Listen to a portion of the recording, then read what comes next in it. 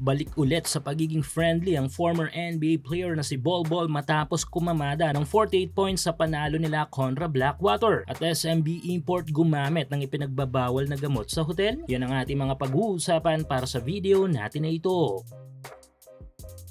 So patuloy ang mga maaksyong kaganapan sa ongoing conference ng ating pambansang liga na PBA at dito'y patuloy pa rin ang pagsubaybay natin sa ilang mga import na kinagigiliwan ng mga PBA fans. At isa na nga dito yung former NBA player na si Bol Bol matapos ang naging dismayadong talo nila last time na naging ugat ng tila pagbabalik ni Bol sa pagiging introvert player ay eto't muling nakasilat ng panalo ang tropang 5G dahilan kung bakit balik na sa pagiging friendly na naman ng Slim Giant import ng TNT. Sa laban kasi na ito kumamada lang naman si Bol ng mga monster figures, scoring 48 points, 11 rebounds at 7 blocks. Kontra dito sa mala Shaquille O'Neal na import ng Blackwater bossing. Since natapatan ng ilang mga advantage ni Bol sa game tulad ng kanyang tangkad, ay ginamit naman nito ang iba pa niyang abilidad upang umangat sa laro, tulad na lamang ng kanyang mga skills as a modern big man player. Nito lang ay naging rumors online ng posibleng pag-uwi ng Amerika ni Bol, pero ayon naman kay TNT head coach Chot Reyes ay ayos naman daw si Bol Bol at dagdag pa nito ay napakadali daw nitong i-coach.